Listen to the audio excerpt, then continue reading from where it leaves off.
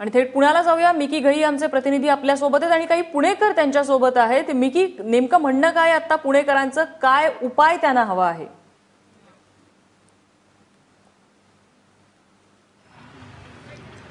नम्रता, पुण्यात खरंच गेल्या 17 दिवसापासून हा कचऱ्याचा प्रश्न पेटलेला आहे आणि 17 दिवसापासून त्या ठिकाणी फुरसुंगी आणि देवाची उरुळी ग्रामस्थ त्या ठिकाणी आंदोलनावर ठाम आहेत. कुठलाही तोडगा अजून देखील निघाला नाहीये आणि हे सगळं असताना पुण्याचे महापौर आणि त्याचबरोबर आयुक्त हे विदेश दौऱ्यावर गेलेले आहेत आणि पालकमंत्री जे आहेत ते देखील आज या ठिकाणी विदेश दौऱ्यावर जाणार आहेत आणि यासाठीच कचरा प्रश्न या ठिकाणी पेटतच चाललेला आहे. अजून देखील जागोजागी पुणे शहरामध्ये कचऱ्याचे ढीग साठू लागलेले आहेत आणि लोकांचं आरोग्य देखील या ठिकाणी धोक्यात आलेलं आहे.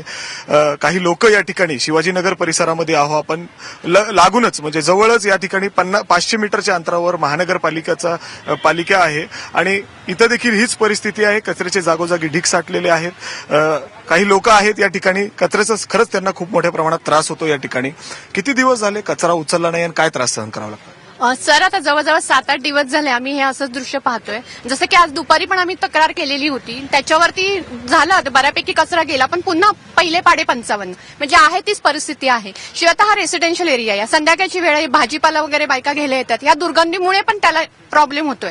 शिवाय आता चिकुनगुनिया आहे, यासारखे रोगराई पसरतात. म्हणजे हा गहन प्रश्न आहे की या छोट्याशा दिसणाऱ्या कचऱ्यामुळे पुढे प्रश्न खूप मोठे उद्भवत आहेत ना. मग त्यासाठी आता काय करू शकता? हे तर पालकमंत्री नाहीयेत, त्याचे आयुक्त बाहेर गेलेले आहेत, तर आम्ही आमचे प्रश्न सोडवायचे कसे?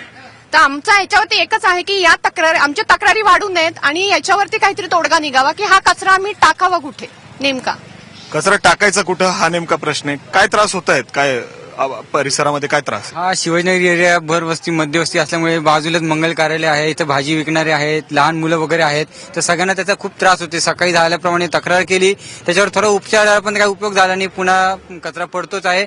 उद्या आता हे सगळे जे कॉर्पोरेट लोक आहेत ते सगळे आता बाहेर गावी विजिट दौऱ्यावर जातात ना, कचरा टाकायचं कुठं? ह्याच्या आता मग शेवटचा एकच उपाय राहील की हा सगळा कचरा उचलायचा आणि कॉर्पोरेशनमध्ये नेऊन टाकायचा. त्याच्यावर ते पर्याय करतील काय करायचं ते. सगळं कचरा उचलायचा आणि कॉर्पोरेशन लगतच या ठिकाणी महानगरपालिका आहे त्या ठिकाणी जाऊन टाकायचा, असा प्रश्न आहे. योग्य वाटतं का असं कचऱ्याचं एवढं महत्वाचा प्रश्न आहे आणि ते असून सुद्धा महापौर असतील, आयुक्त असतील, पालकमंत्री असतील विदेशी दौऱ्यावर चाललेत? हे चुकीचं आहे. कारण कसं आहे, आता सकाळी आम्ही कंप्लेंट केली तर तो कचरा उचलला, ते कचरा उचलून किती आतापर्यंत 2 तास झाले. 2 तासात आहे ते रेग्युलर झाली. म्हणजे आपण ना एक साधा ताप आल्यावर काय आपण अँटीबायोटिक घेतले ना, 1-2 तास फरक पडतो, 3ऱ्या तासाला हाय रेग्युलर. म्हणजे सध्याच्या अधिकाऱ्यांचे सध्याचे जे आपण निवडून दिले लोक यांनी बघायला पाहिजे. आज पालकमंत्री बाहेर चालले, आयुक्त बाहेर चालले, हा ते बाहेर काही कामासाठी चालले, पण आधी आपल्या स्वतःच इथला जिथून आपण निवडून आलो तिथं आधी बघायला पाहिजे ना. इथून एक 500 मीटर किंवा 200 मीटरवर मनपा कार्यालय, मग हाच वाज तिथं पण जातो ना. आणि आज सध्या उन्हाळ्याच्या पिरियडमध्ये असे लहान मुलं आता संध्याकाळी बाहेर ऐकतात, मग याच्यामुळे काय होणार आहे, डास तयार होणार आहे, याच्यामुळे आजारी पडणार. याच्याकडे प्रशासनाने याच्याकडे लक्ष दिलं पाहिजे ना. प्रशासनाने याकडे लक्ष दिलं पाहिजे. लगतच या ठिकाणी महानगरपालिका आहे, परंतु कुठलंही लक्ष दिलं जात नाहीये.